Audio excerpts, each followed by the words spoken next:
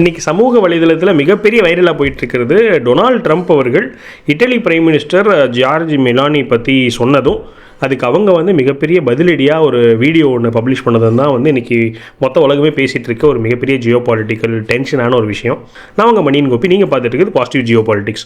நம்ம சேனலில் நம்ம வந்து இந்தியாவிலேருந்து இந்தியாவுக்கு சம்மந்தப்பட்ட உலக அரசியல் பற்றிய விஷயங்கள்லாம் பார்த்துட்டு இருக்கோம். உங்களுக்கு அது ஆர்வன்ற பட்சத்தில் நம்ம சேனலை சப்ஸ்கிரைப் பண்ணி பெல்லை கிளிக் பண்ணிக்கோங்க. ஸோ அடுத்த போகிற வீடியோஸ் உங்களுக்கு வந்து சேரும். ஸோ முதல்ல அந்த G7 மீட்டிங் நடந்துட்டு இருக்கு. அதில் மோடிஜி கூட இருந்தார். அப்போது அந்த மீட்டிங்கில் வந்து என்ன பண்ணுறாருன்னு சொன்னால், ஒரு இன்டர்வியூ கேட்கும்போது ட்ரம்ப் அவர்கள் நம்மளுக்கு தெரியும் எப்பயும் போல் அவர் வந்து இஷ்டத்துக்கு வாய்க்கு வந்து பேசுவார். ரொம்ப ஒரு என்ன சொல்கிறது, அவர் தான் எல்லாமேங்கிற மாதிரியான ஒரு கண்ணோட்டத்தில் தான் அவர் அணுகுவார். இன்ஃபேக்ட் இந்த மீட்டிங்கில் கூட என்ன பண்ணார்னா, எல்லாரும் இருக்கும்போது ஐ எம் த பாஸ் அப்படின்னு சொல்லிட்டு அவர் வந்து ஒரு விஷயத்தை சொல்லியிருப்பார். இந்த மாதிரி அவர் எப்பவுமே பண்ணிகிட்டே இருக்கிறது தான்.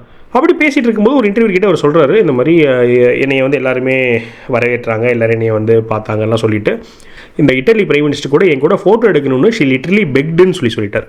ஸோ இட்டலியோட பிரைம் மினிஸ்டர் அவர் கூட ஒரு ஃபோட்டோ எடுத்துக்கிறதுக்கு பெக் பண்ணாங்கிறத வந்து மாறி ஒரு அர்த்தத்தில் அவர் சொல்லிட்டார் வச்சுக்கோங்களேன். இது ஒரு மிகப்பெரிய சர்ச்சை கிளப்பிச்சு. ஏன்னா இது ஒரு செல்ஃப் ரெஸ்பெக்ட், ஒரு நாட்டோட செல்ஃப் ரெஸ்பெக்ட். அப்போ அவங்க நாட்டிலேருந்து எல்லாருமே வந்து எல்லாரும் இந்த மாதிரி நடந்துச்சா நடக்கலையா, ஏன்னா ட்ரம்ப் அவர்கள் இப்படி சொல்லியிருக்காரு. இன்னொன்று என்னென்னா, ட்ரம்ப் அவர்கள் சொல்கிறது உண்மையாக இருக்காதுங்கிறது பலருக்கும் வந்து ஒரு அனுமானம் வந்துச்சு. ஏன்னா நம்ம இந்தியா போர் இருக்கட்டும், இந்தியா பாகிஸ்தான் போரை நான் தான் தடுத்தேன்னு சொன்னதாக இருக்கட்டும், இந்த மாதிரி பல இடங்களில் அவர் வந்து சொல்லி அதை மற்ற நாடுகள் மறுத்துருக்குறாங்க. இப்போ இந்தியாலாம் வந்து அஃபீஷியலாகவே மறுத்துருக்கோம், இல்லை இந்த போர் நிப்பாட்டினதுக்கு இந்த சீஸ் ஃபயருக்கு வந்து அமெரிக்கா சம்மந்தம் இல்லை, நம்ம அஃபீஷியலாக கொடுத்துறோம். அப்படி கொடுத்த வரும்போது திரும்ப ஒரு மேடையில் போயிட்டு அவர் போய் சொல்லிகிட்டே தான் இருக்கிறார். ஸோ அதனால் அவர் சொல்கிறது பெரிய மதிக்கலைனாலுமே இது வந்து ஒரு இன்சல்ட்டிங்கான ஒரு விஷயம் அப்படின்னு சொல்லிட்டு எல்லாரும் பேசிகிட்டு இருக்க தருணத்தில் இட்டலி பிரைம் மினிஸ்டர் என்ன பண்ணிட்டாங்கன்னு சொன்னால், அவங்க ஒரு காணொலி வெளியிட்டிருக்கிறாங்க. என்ன சொல்கிறாங்கன்னா, ஒரு சில விஷயங்களை உடனே நம்ம அட்ரஸ் பண்ணி ஆகணும். இந்த விஷயம் அந்த மாதிரி உடனே அட்ரஸ் பண்ண வேண்டிய விஷயங்கிறனால நான் வீடியோவாக பதிவிடுறேன்னு ஃபஸ்ட்டு சொல்கிறாங்க.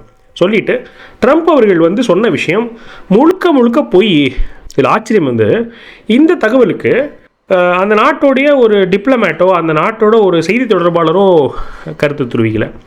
இவங்களும் ஒரு அறிக்கையாக அனுப்பலை, வீடியோவாகவே எடுத்து அவங்களே பேசி வீடியோவை பப்ளிஷ் பண்ணியிருக்காங்க. இதுதான் மிகப்பெரிய ஷாக்காக இருக்குது. ஸோ அவங்க சொல்கிறாங்க அது மிகப்பெரிய போய் ஃபுல்லி கம்ப்ளீட்லி குக்டப்புன்னு சொல்லிட்டு, ட்ரம்ப் அவர்களே இந்த மாதிரிலாம் பண்ணுறாருன்னு எனக்கு தெரியல, ரொம்ப மோசமாக நடந்துக்கிறாரு, அதுவும் ஆலிஸோட மோசமாக நடந்துக்கிறாரு. அதாவது இப்போ என்னென்னா, இட்டாலியும் அமெரிக்கா வந்து நட்பு நாடுகள், நேட்டோவில் ஒன்றா இருக்க நாடுகள். இந்த மாதிரி அலீஸ் கூட நீங்கள் வந்து ஏன் இந்த மாதிரிலாம் வந்து பண்ணுறீங்க?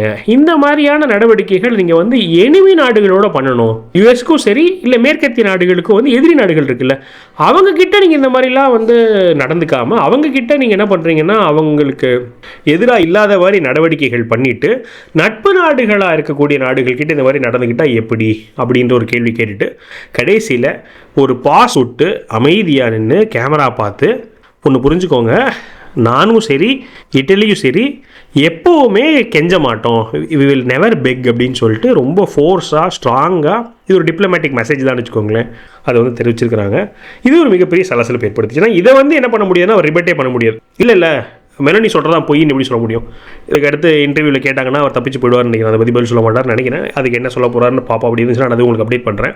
இது வந்து இவரோட எம்பாரஸ்மெண்ட், அதாவது இவர் பண்ணுறதுக்கு அசிங்கப்படுறது வந்து ஒரு ஸ்டெப் ஏறிட்டே போகுது, மேலே போயிட்டே இருக்கு. முன்னாடி வந்து மற்ற நாடுகள் அறிக்கை விட்டுட்டு இருந்தாங்க, அப்புறம் வெளியுறவுத்துறை அமைச்சரே வந்து ஓப்பனாக சொன்னார். இப்போ கூட ஜெய்சங்கர் ரீசெண்டாக சொன்ன லாஸ்ட் வீடியோவில் சொல்லியிருப்பேன், அவர் வேணும்னா சாங்ஷன் போடுவார், வேணும்னா சாங்ஷன் அடைப்பாருன்னு சொல்லிட்டு வெளியுறவுத்துறை அமைச்சர்கள் பேச ஆரம்பித்தாங்க. இப்போ ஒரு லீடிங் கண்ட்ரியோடைய ஹெட் ஆஃப் தி ஸ்டேட்டே இப்படி ஓப்பனாக வீடியோ போட்டு அவர் சொன்னது பொய் அப்படின்னு சொல்கிறதுங்கிறது மிகப்பெரிய அவமானம் தான். அந்த ட்ரம்ப்புக்கும் அவமானம் தான், அவரோட பதவிக்கு, அவர் நாட்டுக்கு எல்லாத்துக்குமே அவமானம் தான். ஜியோ பொலிட்டிக் எக்ஸ்பர்ட்ஸ் வந்து இன்னொன்று சொல்கிறாங்க. என்ன சொல்கிறாங்கன்னா, மெலனி அவர்களுக்கும் மோடிஜிக்கும் வந்து மிகப்பெரிய ரேப்போ பில்ட் ஆயிருக்கு. இன்ஃபேக்ட் இப்போ வந்து ஃப்ரான்ஸோட பிரைம் மினிஸ்டருக்குமே வந்து பயங்கர ரேப்போ. அவர் வந்து உங்களுக்காகவே நான் வந்து February மாதம் இந்தியா வரேன் அப்படின்னு சொல்லியிருக்காரு ஃப்ரான்ஸ் பிரைம் மினிஸ்டர்.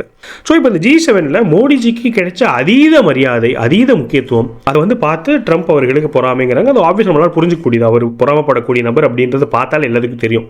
அதுலேயும் பர்டிகுலர்லி மெலனிக்கும் மோடிஜிக்கும் ஒரு பர்சனல் ரேப்போ இருக்குது, அந்த நாடுகளுக்குள்ள ஒரு மேம்பட்டு இருக்குங்கிறது எல்லாருமே ஒத்துக்கிற விஷயம். இந்த G7 மீட்டிங்லேயுமே மெலனி அவர்கள் மோடிஜியை பார்த்துட்டு சொல்கிறாங்க, நம்ம 2 பேரும் போட்ட அந்த இன்ஸ்டாகிராம் வீடியோ அவ்வளோ பெரிய வைரல்ங்கிறாங்க. அது ஒரு மெலடி அப்படின்னு சொல்லிட்டு ஒரு சாக்லேட்டு, பார்லிஜியோட சாக்லேட்டை வந்து மோடிஜி கிஃப்ட் பண்ணியிருப்பார். மோடி இவங்க மெலனி ரெண்டையும் சேர்த்து மெலடின்னு சொல்லிட்டு சமூக வலைதளத்தில் வந்து எல்லோரும் பரப்பிட்டு இருந்தாங்க இல்லையா, அதை வந்து அவங்களுமே ஸ்போர்ட்டிவாக எடுத்துக்கிட்டு அது ஒரு ஜாலியாக அதையுமே ஒரு குட்வில்லாக அதையும் ஒரு பிராண்டாக மார்க்கெட்டிங்கை கன்வெர்ட் பண்ணி 2 நாடுகளுமே நல்ல விதத்தில் அதை ப்ரொமோட் பண்ணிட்டு இருந்தாங்க. இதெல்லாம் பார்த்து அவருக்கு வருத்தம், இதெல்லாம் வந்து அவருக்கு கடுப்பு. என்னோட நட்பு நாடாக இருந்துட்டு நீ இப்படி இவ்வளோ தூரம் வந்து மோடிஜி கூட ஒரு மார்க்கெட்டிங் நடந்துகிட்ருக்கே அப்படின்றதுனால அவர் அவங்கள தட்டி பார்த்தாரு. அவங்க வந்து மிகப்பெரிய லெவலில் வந்து வெளிப்படையாக அப்படி திரிட்டாங்க அப்படின்னு சொல்லிட்டு ஜியோபொலிட்டிக்ஸ் எக்ஸ்பர்ட்ஸோடைய ஒரு இன்டர்பிரிட்டேஷன் வச்சுக்கோங்களேன்.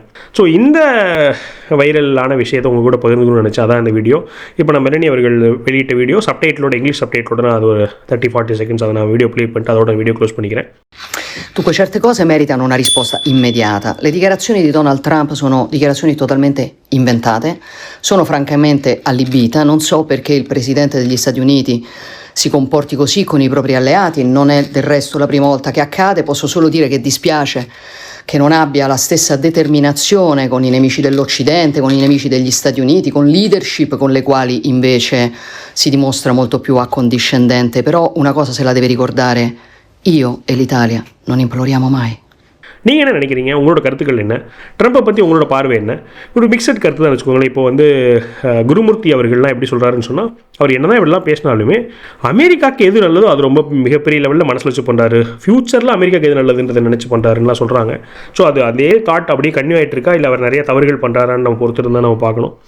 ஸோ இந்த விஷயத்திலே அடுத்தடுத்து என்ன வருதுன்றதை நான் உங்களுக்கு அப்டேட் பண்ணிகிட்டே வரேன்.